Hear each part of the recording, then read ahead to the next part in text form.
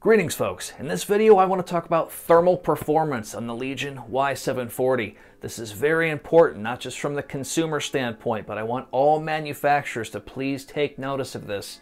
This is very, very important. You see, the thermal efficiency of this by design is nothing earth-shattering. We have intakes and we have exhausts. There's nothing fancy going on about this. Where all the magic is happening is on a BIOS level. Lenovo did a great job here. I want to see everybody else paying attention to what I'm about to say, and please consider doing this, okay? Enjoy. It seems as though Lenovo must have done their homework when it came to the thermal capabilities of this laptop. And what they have done is they've given the CPU two different fixed wattages to run depending on the load. When the CPU is running by itself, it will eventually scale itself down to pull 60 watts, and with the combined load with the GPU, as you can see here, the CPU will be allowed to pull 45 watts. Now this is not the case when you first fire up a multi-GPU, CPU type of stressful software, as the CPU will initially pull more wattage, but it will eventually settle down to 45. It'll do this in CPU-intensive video games, just like Battlefield 5, for example. Today's test is all about the wattage being pulled from the CPU. We're using Ada64 to stress the CPU in conjunction with Heaven to stress out the GPU. Pulling 45 watts from the CPU, watch what happens when we take Heaven out of the equation, letting the CPU the only thing being stressed on our Lenovo Y740. It takes about 10 seconds, and then you will see the wattage creep up to 60 watts.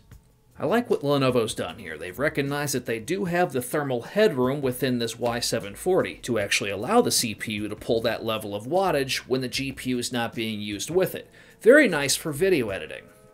When a laptop is set up this way, and you do have the thermal headroom, what you will get when you undervolt is not a decrease in temperatures, but an increase in performance. Right now we're running negative 0.125. If we were to run stock voltage, we would lose about 200 megahertz of CPU frequency once everything's settled at the wattage that is designed to run based on the load given. What I like about the way this is set up is, from a business standpoint, you are going to get cooler running machines, generally speaking. Yes, they may not have the CPU benchmarks quite as high as some of the other manufacturers out there, but you're also going to run into a lot less thermal issues right off the bat, a lot less RMAs because of it right off the bat.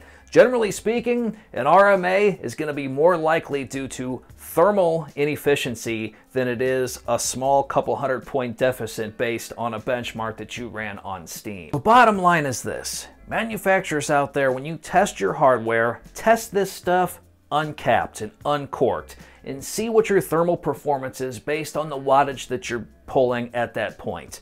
Then start to scale things back from there, dial it in, and sell your product after that. I think you're going to see a lot better customer retention and a lot less RMAs if you can dial in the thermal performance first and then worry about the actual FPS performance later. Especially when it comes to these thin and light laptops featuring 12-thread CPUs. Alright, that's going to do it for now. This is Bob of All Trades, and peace out.